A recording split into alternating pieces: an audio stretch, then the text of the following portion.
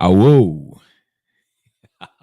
Ladies and gentlemen, brothers and sisters, friends, enemies and comrades, this is Kenya Revolutionary for another session. Very quick one, very quick one. We just want to see what's going on up here.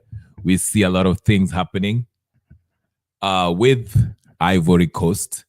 So we are wondering if Kenya is next. Kenya is next on the list. Let's review. I have an interesting video to play for you. I won't talk much, but anyway, the first order of business is to do what? Like the video. And if this is your first time, this channel is all about Kenyan politics and world news that is relates to Kenyan politics. So get in, hit that like button, subscribe if you haven't subscribed. So let's get to it. Let's look at this video. Anyway, by now, ladies and gentlemen, I think it has been established that Ouattara, the president of Ivory Coast, fled Ivory Coast back to France to his puppet master because there was a coup d'etat and the people flooded the streets. I don't know if it was a military coup d'etat or was it a popular revolution. That still we don't know, but we saw some soldiers were out there where, you know. So I think it was a combination of two. People are happy that Ouattara had to go because Ouattara was, remember, a few weeks ago, him along with Tinubu and some presidents from West Africa went and met the French president Macron, that imbecile. But anyway, that's besides the point. That it is now confirmed that the president of Ivory Coast have been overthrown. He's no longer the president. He has fled and he's in Ivory Coast. Now, a lot of people are asking, is Kenya next? Now, I told you in my previous video in the morning why this Ouattara was taken out and who might be involved in that. Okay, but I'm telling you, what unapata this courage? I told you, what's his name? Ibrahim Traore said that he will he will help liberate other African nations from the colonial, mikono ya unaona ile mikono ya octopus inaitwaje from colonial power. Okay, he will help. He'll not just work on Burkina Faso, but he will help also, liberate other countries. Now we saw, I don't know if Burkina Faso was involved in between the Sahel nations. I don't know which one wagani ndio walienda first, because at the same time it was Mali. Was it Mali, Burkina Faso, and what's the other? Niger, who actually had their coup d'etat around the same time. So now, like I explained in my first video,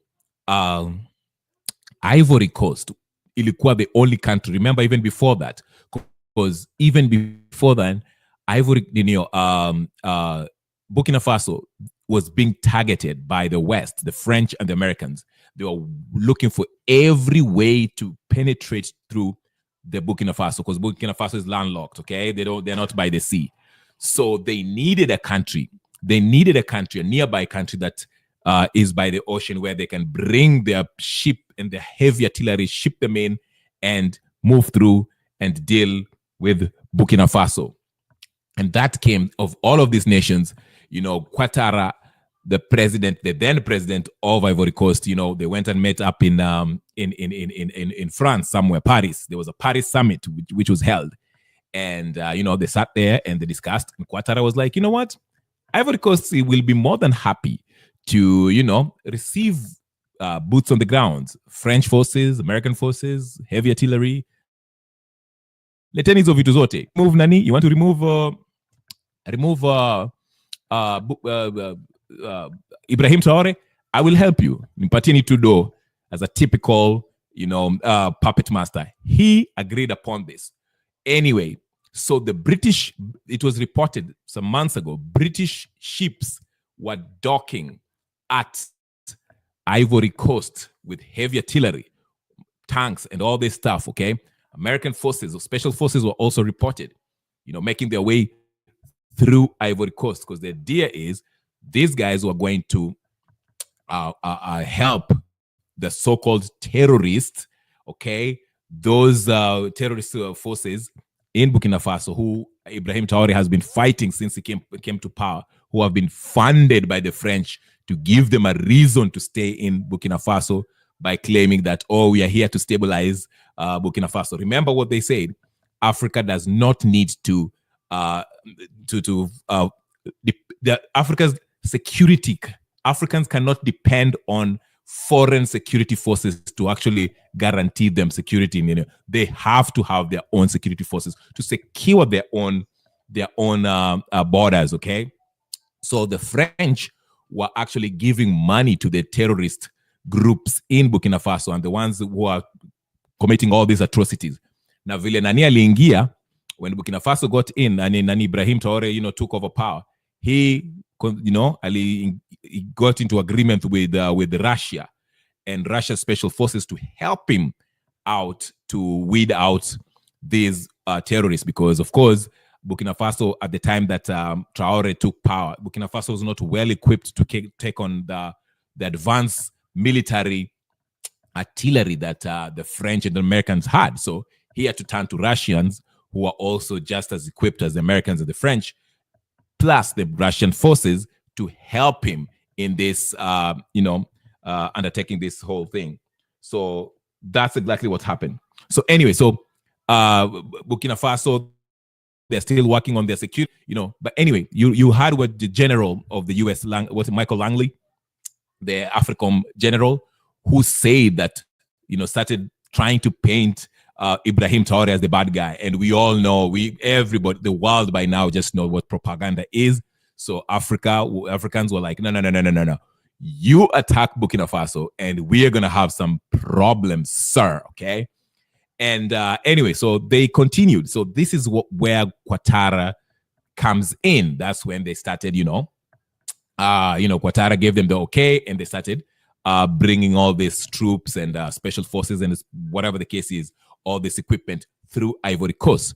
So just before the Americans, you know, while they're still preparing to, you know, prepare for the next onslaught on Ibrahim Traore, all of a sudden, it just happens that there's a coup d'etat. Now, this coup d'etat complicates things for the French and the Americans, the West, because as of right now, I don't know who is in charge. I don't know if the military are in charge, or it's a military, or is it a civilian coup? I don't know. I do not know. I don't have the information. But as we wait and hear more, we shall know more. Thank you so much, Brother Benson. I see you. Karibu sana. It's a pleasure seeing you. Siku mingi sana. I hope you're doing well. I'm doing well. So nice seeing you, brother. But anyway, so this is what happened. So, like I said, the coup d'etat has complicated things for Mr. Ouattara, not Ouattara, for the West, the Americans, and the French. Because now, you know, good. So now, you know, these guys, they might not be legally in Ivory Coast, because what if the new head of Ivory Coast, now that Ouattara has fled and went to France, okay? What if the new leader of Ivory Coast, or at least the perceived one, comes in and says, hey, listen, guys, you guys need to leave because we don't want you here. They will be left with no choice but have to leave. And if they don't leave, maybe the security forces of the Ivory Coast, the army of the Ivory Coast, who are under whoever is going to be the leader, might turn on the French. And if they turn on the French, you don't know what kind of ally are they going to, you know, turn to help them fight the Americans and the French to leave. If they turn on the Traore and the Russians, of course, the French will have a very hard time and they will have to be forced to leave. That's why I'm saying this complicates things for the Ivory Coast. Now, I know you're asking, what has this have to do with Kenya? Listen, Kenya, we've been speaking about revolution, okay? Since June 25th last year, everybody, the Gen Zs have been talking about revolution. Even though in the Kenyan context, it is the people, the Gen Zs were talking about the people having a popular revolution like we saw in Bangladesh. In Kenya, we've never really, of course, after the events in 1982 with Ochoka and all that stuff, Kenyans have been really reluctant. Not reluctant, let me not say like reluctant. The regimes that came over, like the administration that took over from Moi to because Moi was 1982, Moi to Kibaki to Uhuru to now Ruto, they've always tried to make sure that they have their own military personnel who are, reading the same. They're reading from the same script. Yeah, they're not leaving anything to chance.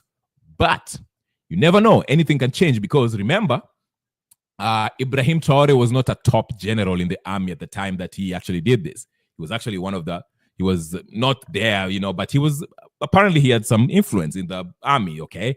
But he wasn't like a huge general, but he managed to actually have a successful coup d'etat. So you never know. Jacinta Teresa, I see you, nice seeing you. Please, guys, do not hesitate to hit that like button.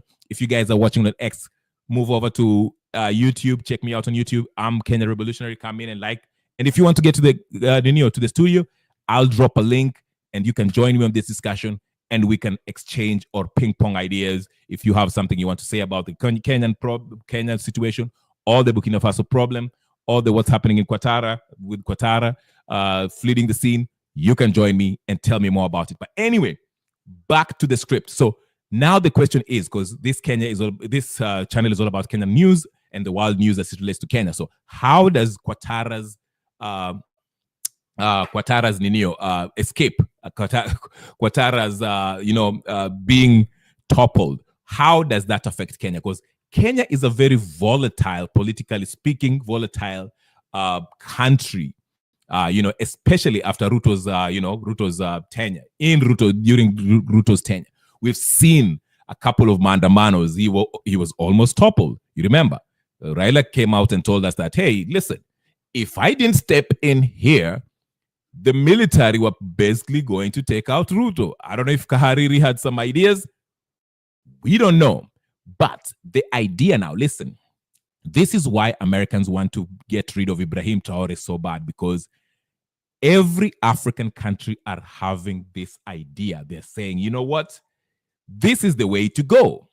Since we cannot have a democratically elected president, because every country, I can guarantee you 90% of the African elections are rigged. I don't have to tell you that. I don't have to remind you that. You probably know this by now. Come on. Listen. So if this democratic process is already flawed by the fact that the democratic process is subverted, what other choice do we have? I personally still advocate for a popular revolutionary movement. When I say popular revolutionary movement, I mean a peaceful protest like the one we saw in Bangladesh, like the one we saw in Sudan when Bashir was taken out. Those are the kind that I would like.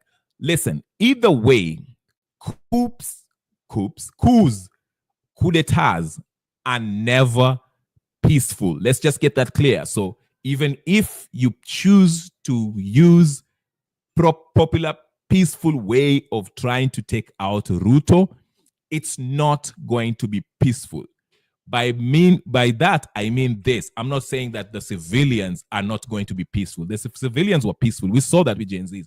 They were out there with a bunch of, a bottle of water, handkerchiefs, and no weapons. But the state will unleash horror, terror on the people. And of course, they'll try to justify that by saying these guys are, they're disorderly, they are causing chaos. They will even make up stuff and say that they're destroying shops. And because, of course, there are people who are hired. Like, you remember Sakaja hired some people in Nairobi to go, vandalize some shops and stuff like that. And it was blamed on the Gen Zs. Remember, Gen Zs were saying that they are peaceful, even when the police were, brutalizing them. They're saying, we are peaceful. This is not about, violent confrontation.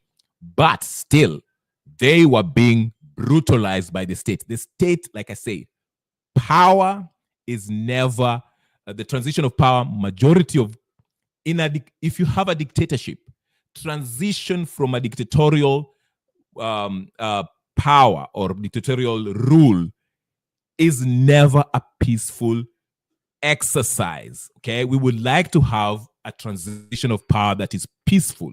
If the people, ideally, we would think, if the people were to go to the streets and demonstrate like the Gen Zs did, and Ruto is toppled, Ruto is not going to get on his chopper and fly to Sugoi or fly to, whatever, France or whichever way, Italy or Uganda, whatever the case is.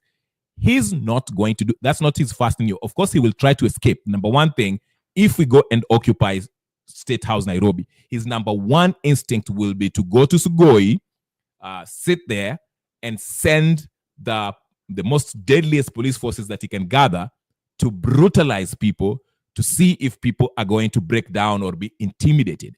Now, if that fails, he'll probably choose his most trusted lieutenants in the military to come out and try to intimidate by killing, shooting. Like, that's the whole point of that BBC Blood Parliament is all about. It was all about showing Kenyans that, hey, listen, it was just not the police forces that you've been blaming all this time.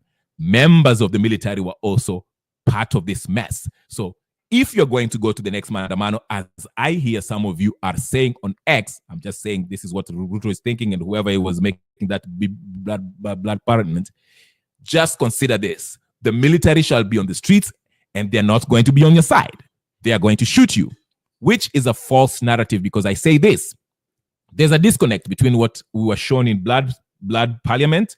Okay, it was true that some members of the military were involved in killing wananchi, but the majority of the members of the military were actually with the people. We saw that on television. We had a bunch of news where when the military was sent, I think it was Pipeline Estate, whatever the case is, where when the police were shooting at Gen Zs, the members of the military went and told the police to stand down, do not shoot unarmed people, civilians. And they even escorted to ensure some people, some wananchi's safety back to their neighborhoods. Now, the atrocities happened at night. That's why, in my view, in my argument, I say this. It was a faction of a handpicked, specialized forces that are close to Ruto or the state, head of state or security apparatus, that were used to unleash terror on the people. And this BBC thing, okay, is designed to tell us, because even up to before BBC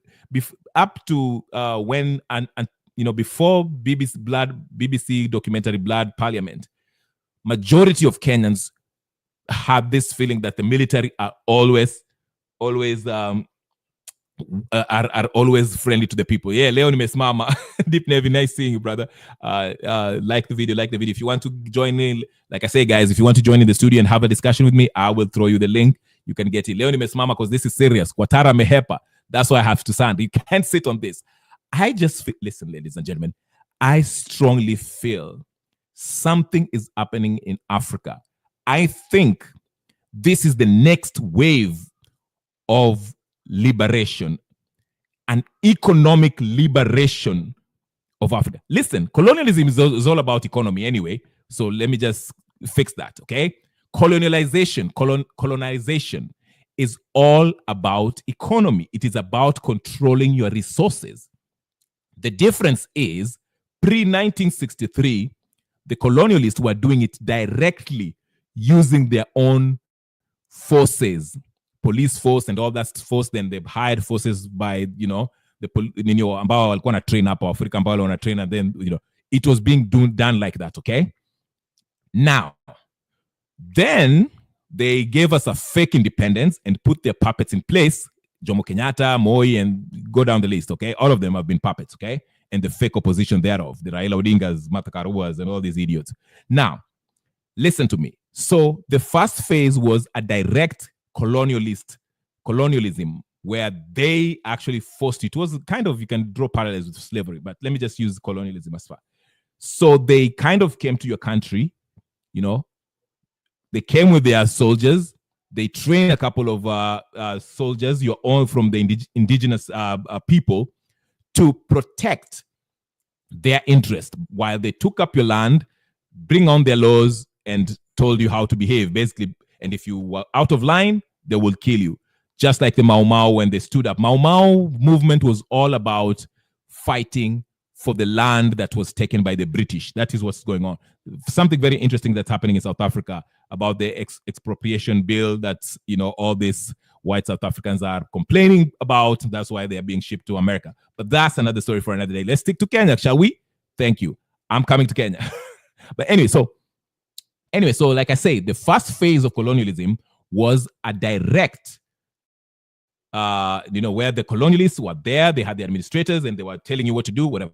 The second one was indirect, by using people who look like you, speak your language, but they're not with you. That's why they gave you a prime minister, they gave you a president, they gave you a constitution, parliament that basically brought in their agenda in that. Every law that was made there. I mean, there was laws that, listen, anyway, let me not get into that. So what I'm saying is this: these presidents, these parliamentarians, these politicians that you see, they're basically doing the bidding for the colonial masters. Okay? So we were fooled. We thought we had independence. And we were like, yeah, Kenya inchi yetu, Kenya inchi yetu, Kenya inchi yetu, da da da da da da da. But there was no independence, okay? So it took us a while. We tried to change it. We tried to actually we tried to change that system. Not change the system. We tried to use that colonial system to our advantage. Okay, what do I mean by this? We were hoping that if we have the right people who have our interests at heart, occupy these positions of power under this system, we thought that they will make change. And it was a good idea. It's not a bad idea. If we had a president who actually cared about Kenya, prime minister who cared about Kenya, parliamentarians who care about Kenya, governors who care about the people, MCAs who work in the interest of the people, we would have a decent country, Kenya. But we don't. Why? Because all these people, especially the people at the top, the presidency and most of the governors, if not all, okay, and the members of parliament and the senators, these guys are bought, sold, and rigged by the Western powers. That's why you see Sakaja owns, I don't know how, a house in Los Angeles, in South Africa, flies to where's Abu Dhabi every weekend. Okay, does all this stuff while people are living in squalid living conditions in Nairobi. Nairobi is dirty. Okay, that's why you have a president who is pro GMOs. Okay, a president who is on this nonsense about climate change. All the UN Western globalist agenda is being shoved down your throat by faces that look like you. Okay, why? How do these people get to power? It is not by us. We don't vote them on. These people have been. I don't know any president that have genuinely won elections besides Kibaki in 2022. I've said that 1,000 times. Okay, some of them don't even know why they're. I have to highlight this. Deep Navians, you're too crazy. He say some of them don't even know why they're pawns. Absolutely, they don't. I mean, listen, these guys, if you want to know how immature and stupid they are, a whole politicians flaunts his or her wealth on X, on social media, okay, as if he's an 18-year-old rapper. Like you see them, what's this this morbidly obese lady from Abaguzi? Nothing against Abaguzi, I love you, all of you. But what's her name? I forgot her name. You know who I'm talking about. Who always buys a new car every month. He had a Range Rover, Mercedes, and she flaunts it. Okay, she's not the only one. I mean, there's I don't know who. Everyone they have wads of cash and. It's ridiculous. And they're wearing Gucci. I mean, these are the kind of people that are said to have been voted democratically to represent us. Do you honestly believe these people actually won these elections? I do not think. That's why you hear stories of vifaranga via ninio, vifaranga via computer during elections. These people are put there in rigged in these positions because these colonialists, this globalist, okay, neo-colonialists, they make sure they put the most retarded representatives to represent you. And you wonder why we have no we have no developments. Okay. I mean, listen, what's his name is running for president? This young man who was just caught yesterday. He was from Mumias. What's his name? Who smokes weed on Ninio? Who now has beef with Ninio? Karibu sana, Annie, I see you. So this is what I'm talking about. That's why sometimes I get angry when people say, absolutely. I get mad when people say that, we should blame ourselves for the leaders that we choose. Blame ourselves for the leaders that we choose. We choose the wrong leaders. We do not choose the wrong leaders. They always rig the wrong leaders. And to make sure that they get the leaders of their choice, they always offer you a binary choice. Corrupt and the most corrupt. Choose between the two. That's why they give you, remember the last elections, they were telling you that, afadhali, what was the Ninio? What was the narrative? Afadhali, what was it? The better choice, the smaller devil, or whatever the case is. Remember that? So you the smaller devil, or whatever the case is. It was a ridiculous narrative that were being presented to us. Like I say, they make it a binary choice. It's not an open, open elections.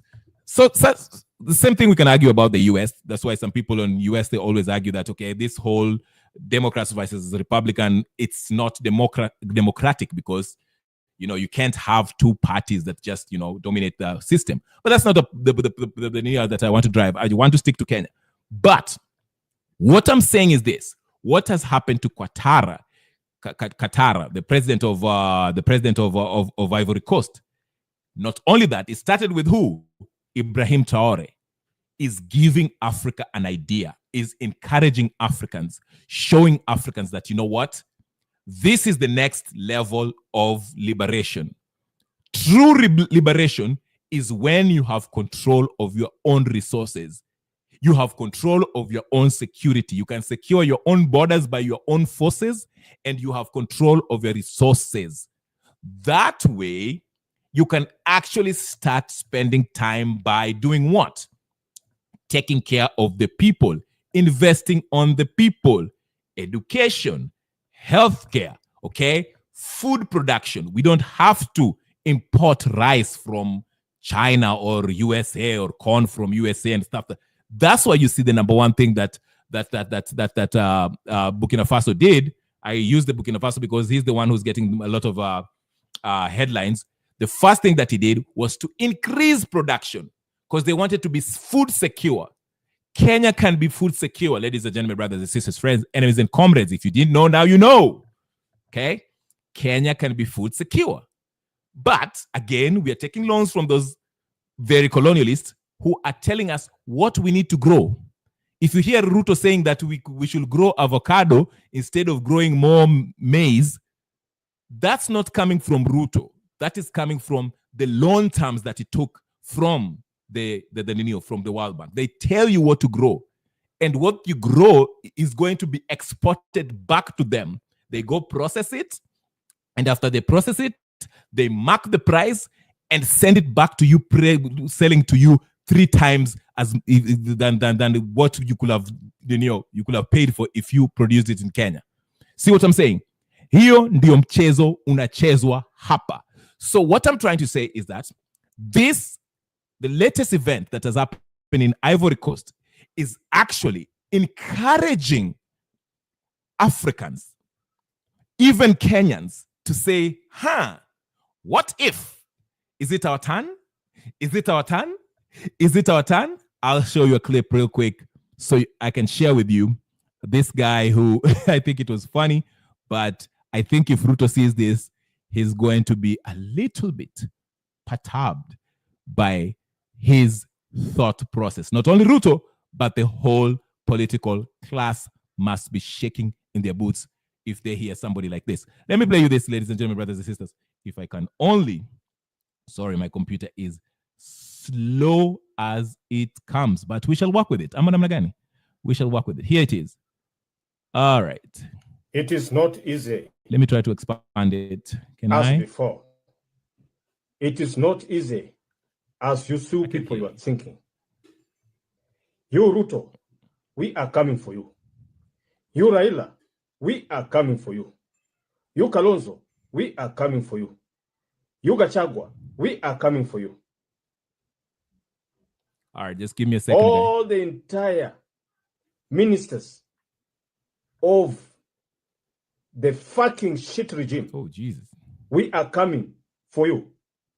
All the police, the DCIs, all the intelligence securities in Kenya, we are coming for you. I have given you Mr. Ruto, Mr. Raila, Mr. Kalonzo, with the all entire Moi student to resign the Kenyan politic as soon as possible before we landed in Kenya. We are not joking. We are tired with games that you people you are playing since the independent up to date. We now demand the space for all generation, for all Gen Zs, for all youths to occupy those spaces. Otherwise, what is happening in Ivory Coast, we are applying as soon possible in Kenya. We are not going to joke with you, Ruto, with you, Kalonzo, with you, Gachagua, with you, Raila, and the entire team. We want Kenya to be free and free that ever been before. All the prison will set off. We are going to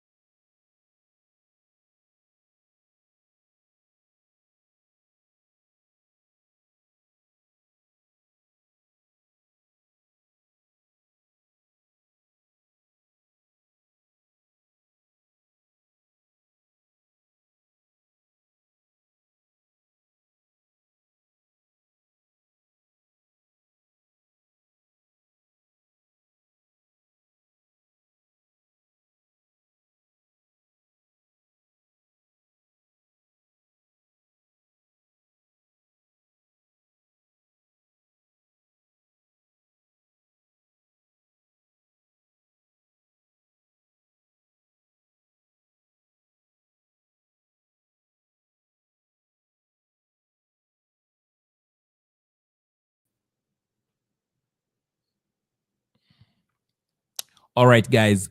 Follow me on X. I see you guys are following on X. Please go to YouTube too and subscribe to my channel. My channel is called Kenya Revolutionary. Sorry, I had a technical glitch. Like always, here we get attacked. It's usual. But as I was saying, I hope you saw that clip that I was showing you about.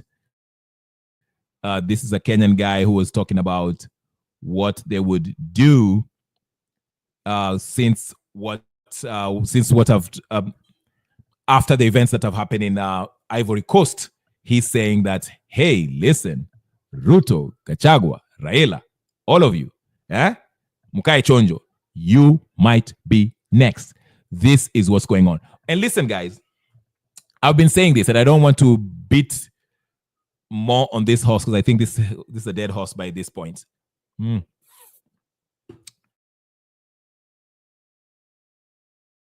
activities that are happening in Kenya, especially with the whole all activism, and there is the arrest by Natembeya, and arrest of Natembeya, and arrest of that Mumias, I forgot his name, that young guy, Salasia, thank you, Salasia. Possible arrest of Gachagua. I've always said that, and I will say it one more time for the umpteenth time, for those sitting at the back. This is a way of diverting attention, scattering. Mind yako yende huku na pale, usifikiri. They don't want you to think. Don't even dare think about going for Mandamano and removing Ruto.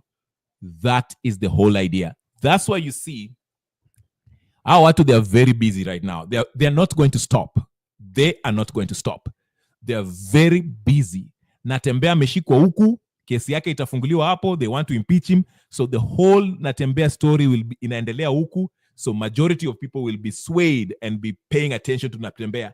Then there's Selassie here, who's also analeta attention yake. Then there's Murara and Kasmuel, who will be propped up here, ambao atakuwa anapeleka watu hivi na huku. Then there will be also Gachagua, okay?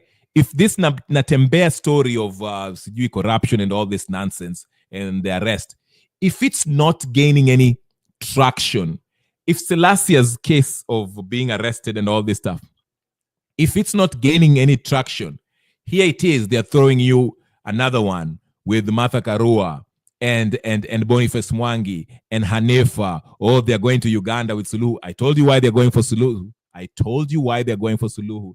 I told you why. And if all that is not working, now, listen. Listen.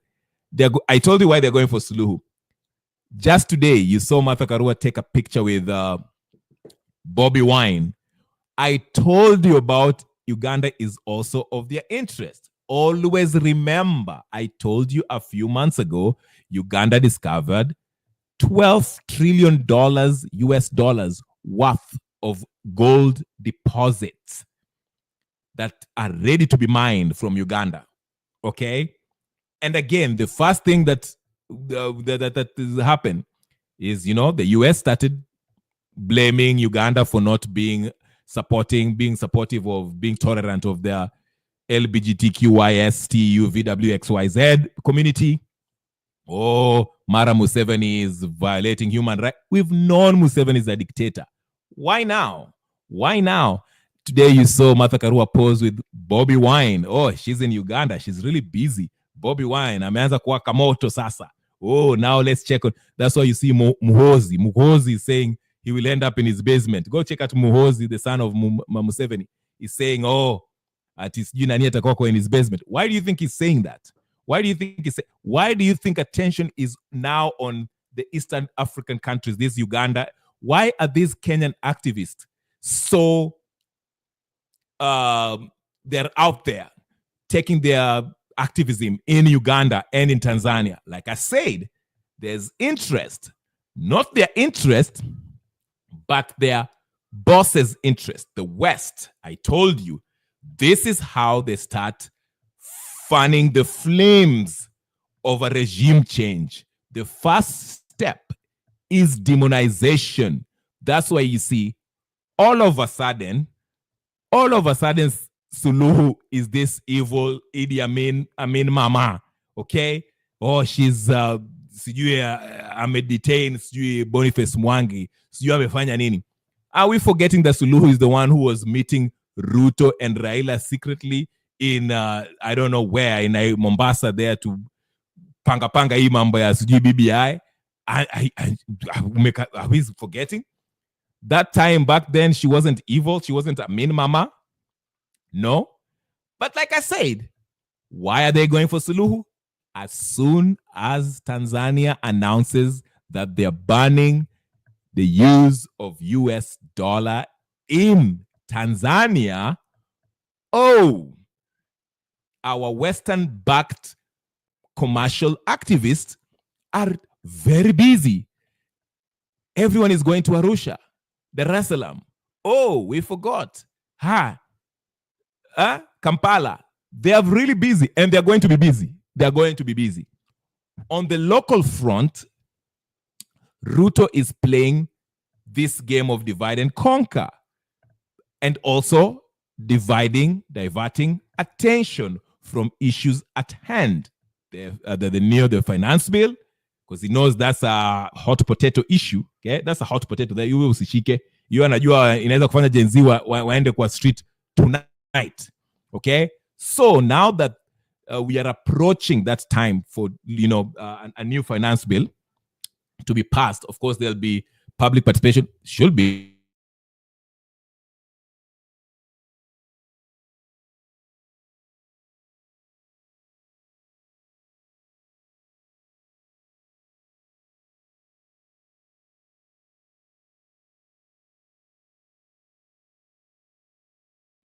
All right, I'm still in there, ladies and gentlemen. So instead of by trying to get people to divert people's attention by this, Ruto, along with Gachagua, are playing this game.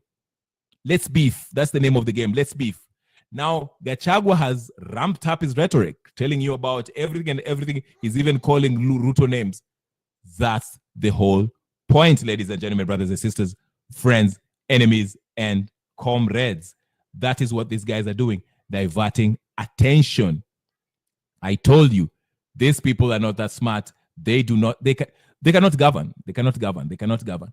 Oscar Sudi had something to say. Let's see Oscar Sudi to continue help fund this whole hii mchezo ping pong ya kujifanya ati watu wamekasirikiana, political circus that's going on. The whole point is can you just think about it? Who is talking about finance bill right now? Who is talking about maandamano? No one. They've managed to renew your attention from that with this whole news ya Gachagua and Martha Karua and Boniface Mwangi and Selasia Natembea. No one is talking about the real stuff.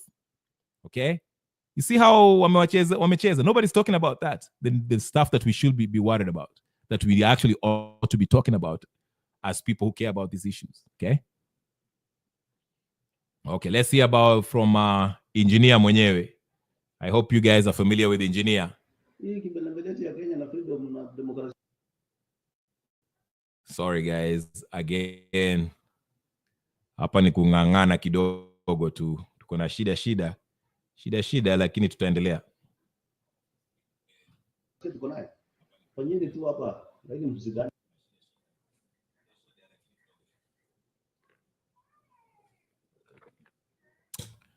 All right. So hii kelele yote mnapiga sasa, watu wanaongea tu kwa sababu ni marafiki yetu. Ingekuwa tu hawatujui, hiyo ujuaji mko nayo. Sasa mnajifanya tunataka kwenda kufanya kesi Tanzania. Si umemaliza kesi hapa, hii makopi yetu hapa. Tumsaidie watu wenye wajiwezo wamezama huko kwa mapriso. Wamezama huko, kuna mtu anafanyia kesi huko kotini hapa. So mjitolee mfanye free. Hii kibelembele hii muache tafadhali. I wish mnajua demokrasia yetu na yani uko na demokrasia, uko na freedom ya kila kitu, lakini msipeleke kwa njia yenyewe. Hiyo ujuaji yetu ya Kenya hii iishie tu hapa Kenya.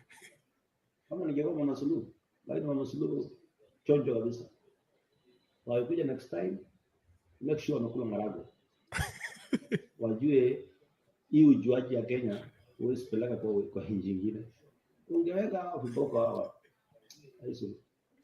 Sawa. All right. I'm not the biggest Oscar Sudi fan, but I will admit that was funny. Ati ningekuwa Suluhu ati ningefanya wakule maragwe. But you know what? Listen. To some extent, he has a point. Whether you like it or not, he has a point. Listen, I'm not against Kenyan political activists or human rights activists who come from Kenya, going to Tanzania or Uganda to fight for, human rights for anybody who they think, is being held, their human rights is being violated, or whatever the case is. I'm not against that at all. My problem with this, okay? My problem is this, the manner in which it's done, okay? All right? The manner in which, if you were to take an example, the prime example is Boniface Mwangi, okay? He went to Uganda, and the way he was addressing those gentlemen he was talking to, I don't know if they were officials from police or government officials, I have no idea. But the yelling, the obnoxious nature in which he was addressing them, that is embarrassing. And he was even saying that, mimi ni mgeni wenu. And I mean, if you are mgeni, behave like one. Be respectful. Okay?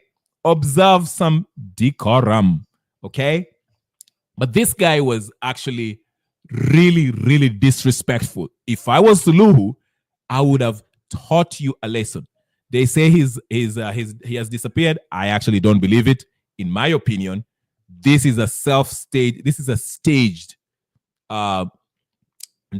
Wamejipoteza huko ndio so that the Tanzanian officials or Suluhu looks bad.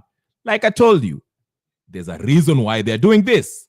Go on my X, look at on my timeline. I've explained that. I made a video about this. Tanzania just announced they are dropping the US dollar. Guess what? Everyone is going to Tanzania. Now, like I said, look at Martha Karua. She went to Tanzania, tried to gain entry. They denied her. She took a flight back to Nairobi. As soon as she landed, she has a press conference as if the whole world is ending.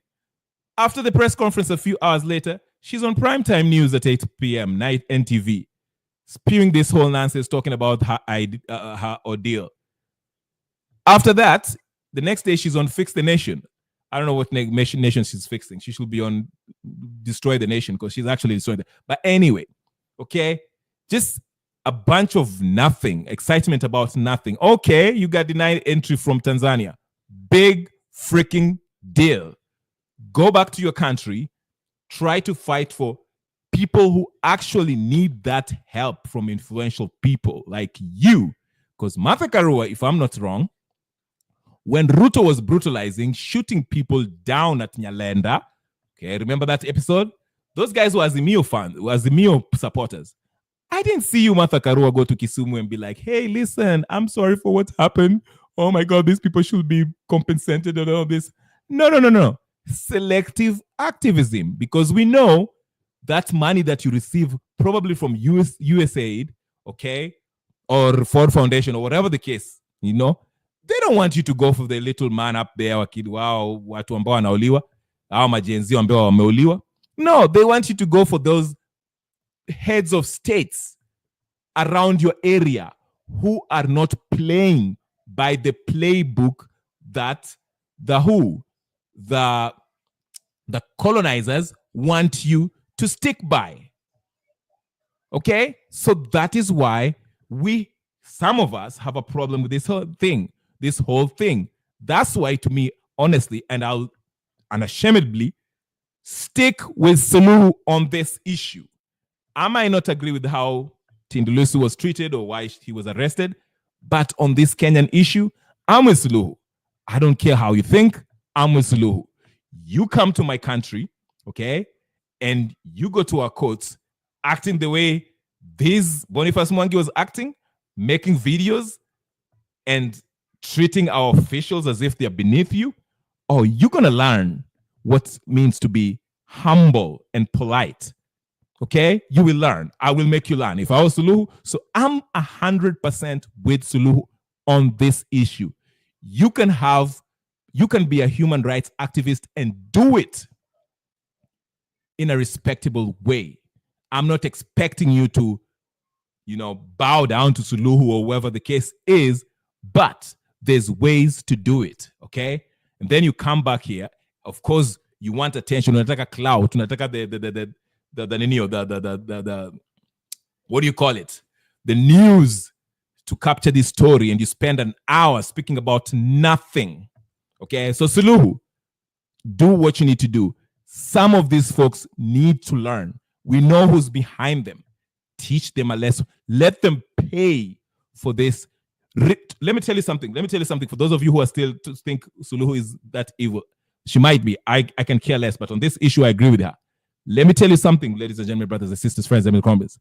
True human rights activists, most of them, if they have pulled something like that, okay, on a country that's really is under dictatorship, they would have not made it back to Kenya. And that those footages that were played on NTV and all the neo media would have not made it on the news. One can disappear and nobody would have heard about them to this day. So I'm saying there's ways to do things. You have to. Then they're trying to pull off this, oh, we have this Jumuiya. You can no. Just because there's a EAC treaty that is signed of a cooperation between each member states does not mean that the member states lose their sovereign power. Tanzania has the right to even tell Ruto, do not come to our country, regardless of whether Jumuiya thing EAC treaty was signed or not. That's the point I'm making. So miss me with this Simua, Amin, Mama, whatever the case is. Actually, Idi Amin was a good leader. Go do your real research. I know. Yes, I'll repeat it again in slow motion. Amin Dada was actually a pan-Africanist. More pan-Africanist than Ruto, than Martha Karua, than Raila, than Uhuru, than any Kenyan president that we ever had. Amin Dada was a true pan-Africanist. Go do your research. Anyway, let me not get there. Let me calm down. But that's what I mean. So let's not play these games. We need to actually vet these people. But ladies and gentlemen, brothers and sisters, friends and comrades, it's been 52 minutes. I'll keep it here. Please do me a favor. If this is your first time on this channel, talk about Kenyan politics and world politics as it relates to Kenya. My name is Kenya Revolutionary. Please follow me on X. Follow, and I'll follow you back. Okay. Then go to YouTube. Type the name right there. Type the name. Mfuate kwa YouTube. Subscribe, share, like, comment. Do all that good stuff. And put that notification on so every time I come in, you can always find me here. I'm Namnegani. Anyway, guys, thank you for watching, especially you guys on X. You really showed up. Thank you so much. Anyway, I'll see you guys next time as we keep on Occupy State House 2025. Ruto, your days are numbered. Kuna kudeta inakuja. It might be a peaceful people's revolution, or if Kariri and his boys or whoever is up there decides, hey, listen, we are better off without you. Though I'm not excited because I don't think, from what I've seen, I don't know much about majority of the members of the military, so I can't even say, but I haven't seen anybody that really excites me as far as being a Pan-Africanist who's a people person. Because even the members of military, we had the news years ago under Kibaki where some of them were involved in dodgy deals in Somalia. So it's not a guarantee that we can have a good leader. Like they always say, if we have a military coup d'etat, you can either get a Museveni or we can have a Ibrahim Traore. Now, having an Ibrahim Traore, it's really hard, but it's possible because now the general ethos among Pan-Africanist movement that is wave that is sweeping across Africa, starting from the Sahel nations. Now, probably that Ivory Coast have caught that fever. We are waiting for that wave to reach the east. Perhaps Kenya will be the first country in Eastern Africa to do an Ibrahim Traore, or maybe a People's Popular Revolution. We'll wait and see. So, as things continue and all this political drama that are orchestrated by NIS, Ruto, and Gachagua, with all this fake arrest and all this tear gas, people protesting, we're not buying into that. Real Kenyan revolutionary, real people who care about the change are focused and understand the problem is not this individual. It's not Ruto, Gachagua, whatever.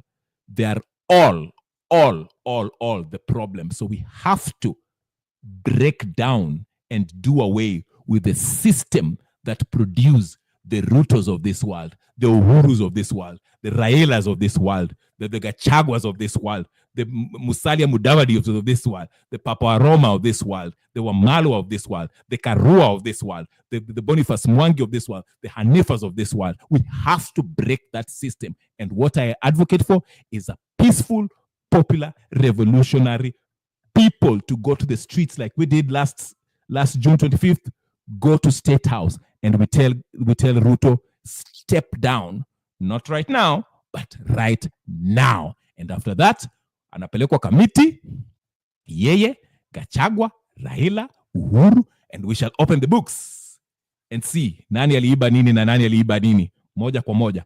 Pesa ile mlichukua za SGR, Eurobonds, nini, turudishe. Alafu hizo deni mtaenda kulipia huko pale mlichukua. Kama mlichukua Bank of China, mwende mkamalizane na Wachina. Hapa tutawanyonga, okay? Anyway, ladies and gentlemen, that's the best clear idea of what I'm talking about. But I'm so excited by this idea, this next wave, revolutionary wave that's happening in Africa, starting from the Sahel nation, making its way slowly but surely in the East. Perhaps it has to go through the Central Africa before we get to Kenya, but we are waiting eagerly. In fact, there are people who are talking about Tinubu should be next. Okay, so Nigeria and Kenya are, tunashindana. Should Tinubu be next or Ruto to be next? We shall say, stay tuned. Wake up everyone in your go to my YouTube channel and subscribe and put notification on so every time I come in you can always find me, and I always drop the link. So if you want to come in and say hello, or just give your view, I will put it on. Other than that, ladies and gentlemen, thank you so much. My name is Kenya Revolutionary. I have to leave it here. Peace and blessings. I'll see you next time. Peace. I'm out.